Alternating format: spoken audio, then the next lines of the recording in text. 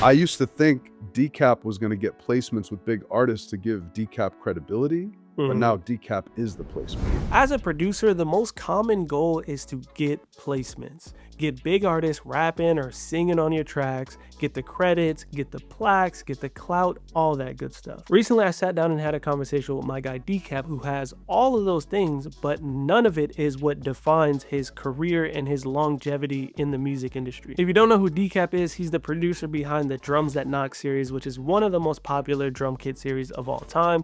And more recently, he dropped a plugin called Knock that has just been taking the producer and audio engineering community by storm. And not only that, he also has millions of streams of his own music under his name DECAP. And what makes his story so powerful is that placements fade and brands last. So in this video, I'm going to be breaking down why DECAP chose to build a brand rather than chase placements, and why you probably should too. If I look back when I first started making music and to how my career is shaping up now, it's way different. Because when I was a kid listening to Dr. Dre, Gangstar, 50 Cent, I always thought I would make beats and get placements with these artists, and that's how I will make a career in it.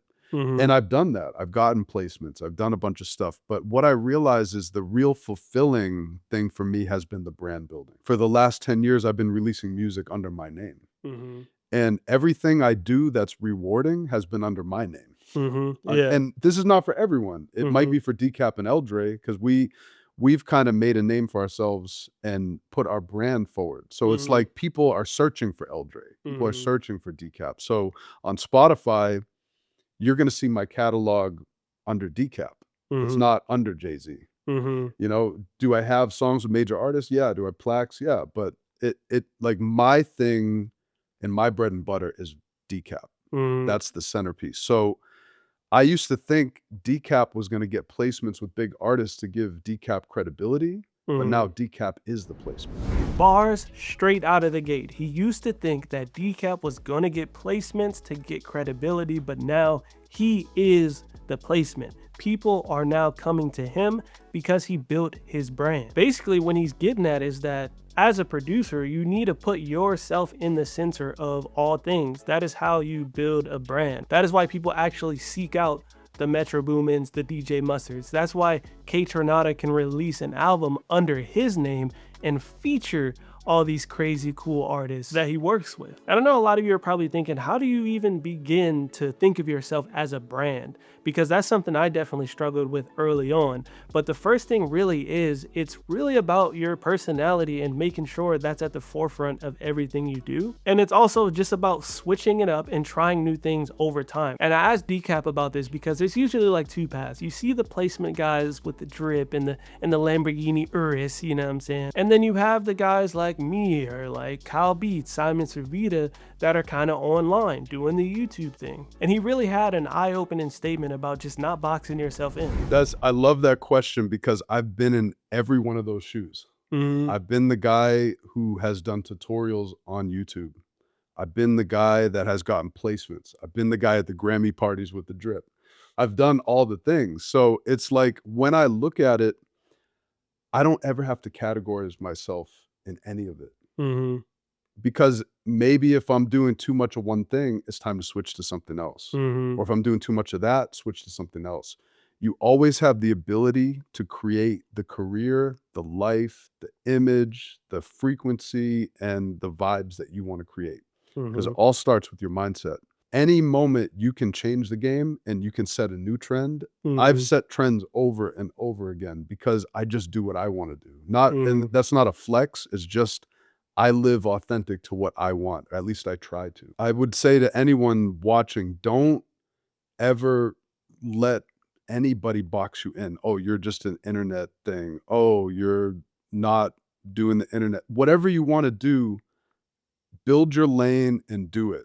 I can't give you the blueprint to what's going to work for you, but I'm doing it, so you can do it. One thing I love about DECAP is confidence galore. It's really a mindset thing. It's all in your head, and you know, that kind of sounds whimsical or fake or cliche, but it's just the truth. But I could sit here and talk about mindset, consistency, and switching it up all day, but the fact is, this guy's doing it. I mean, in order to have such a long career, you have to have that mindset and be able to switch it up at all times, and also be willing to take risks. Like, he told me the hardest thing he ever did was making his plugin, and it was actually a huge risk for him, but it paid off big time. Yeah, you know, because like after you make 10 drum kits, it's like, well, how many drum kits am I going to make? You know what I mean? Like how far will I go with it? And there's always more you can do.